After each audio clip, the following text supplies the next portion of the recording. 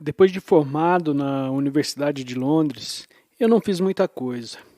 Por quase um ano, e este foi um ano no qual eu fiquei mais infeliz e deprimido. E a mudança interior de repente aconteceu interiormente. Eu estava com 29 anos. Eu acordei no meio da noite, e isso não era anormal para mim. Acordar no meio da noite. E me senti intensamente depressivo e com muito medo, ao mesmo tempo. Isso aconteceu de novo nessa noite e um pensamento surgiu em mim. Eu não posso viver comigo mais. E esse pensamento se repetiu na minha mente. Eu não posso viver comigo mais. Então, de repente, eu prestei atenção a esse pensamento como se eu ficasse atrás dele e olhasse para ele. E dissesse, é um pensamento estranho. Eu não posso viver comigo. Eu sou um ou dois? Esse pensamento mostrou que parecia ter duas pessoas aqui. Eu e o ego, que eu não posso viver junto. Eu não tinha resposta para essa pergunta e essa pergunta confundiu minha mente. Muito mais tarde, isso me lembrou a um koan que tem no Zen, que é um enigma feito para parar a mente. Por exemplo, qual é o som do bater palmas com uma mão só é um koan famoso. E isso não tem uma resposta no nível intelectual. Então a pergunta que surgiu em minha mente também não tinha uma resposta no nível intelectual. Quem sou eu? E quem é o ego? Com o qual eu não posso viver? Mas essa pergunta disparou uma mudança interior. Algo dentro de mim que eu não entendi naquele momento. Deve ter se desidentificado do ego. O meu eu infeliz, como eu chamei mais tarde. Então esse tipo de desidentificação aconteceu. O eu sou, o qual mais tarde reconheci como a consciência que eu sou. Se separou da identidade condicionada, da consciência condicionada, que era o que me fornecia um sentido de identidade com o ego. E isso consiste, a maior parte, de uma história infeliz. Então eu senti como que sendo sugado a algum tipo de vórtice de energia, no qual eu estava desaparecendo, e ainda ocorreu um momento de resistência, e então eu ouvi alguma coisa, como se fosse uma voz interior, dizendo não resista.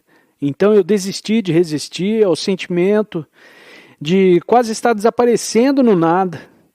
E então eu não me lembro de muito mais daquela noite. Tudo o que eu sei é que na manhã seguinte eu acordei e abri meus olhos, olhei ao meu redor, e o que eu estava vendo parecia que era pela primeira vez. Recente, algo novo e vivo, a luz vindo atrás da janela, objetos familiares na mesa, pareciam novos e vivos. Então eu saí para dar uma caminhada e olhei ao redor e tudo parecia tão tranquilo. Mesmo o tráfego na cidade parecia tão tranquilo e percebi que algo estranho tinha acontecido. De repente, tudo parecia preenchido de vida em paz e eu não sabia por quê. E foi assim. E esta paz interior surgiu como um pano de fundo para todas as experiências, como pano de fundo para todas as sensações, mesmo como um pano de fundo para os meus pensamentos. Nunca mais me deixou. Mas levei um longo tempo para entender e ser capaz de colocar em palavras. Mais tarde comecei a investigar outros ensinamentos espirituais, pela primeira vez, budismo, cristianismo e ensinamentos espirituais mais atuais. E muito rápido, eu reconheci a verdade, que em muitos casos está escondida sobre muitos séculos de adições culturais, interpretações e equívocos, e pude ver a verdade que está no budismo, no cristianismo, os ensinamentos originais. E eles esclareceram o que aconteceu comigo. E, por exemplo, peguei o Novo Testamento e li que Jesus disse: a paz vem através do total entendimento. E isso é exatamente o que eu sinto. Esta paz vem de entender tudo o que é.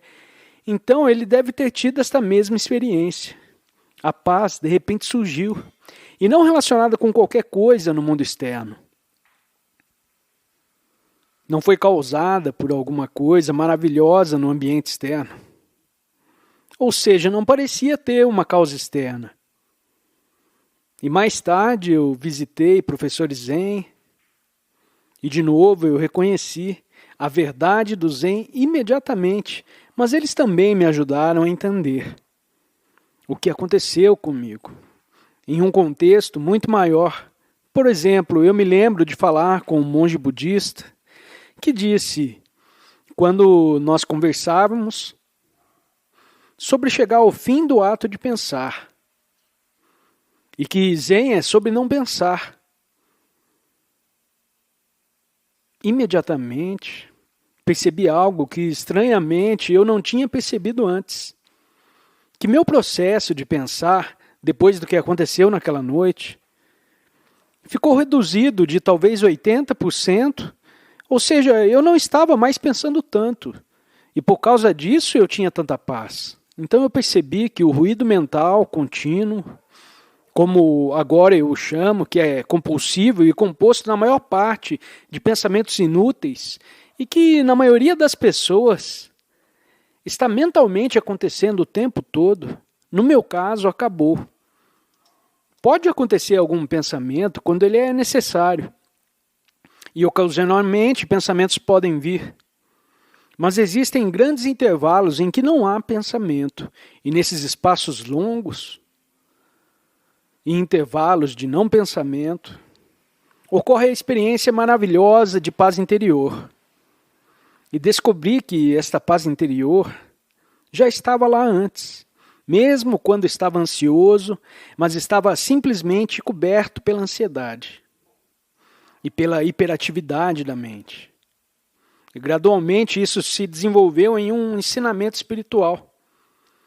Então, o ensinamento espiritual agora tenta mostrar às pessoas que elas já têm dentro delas o que elas talvez estão procurando fora.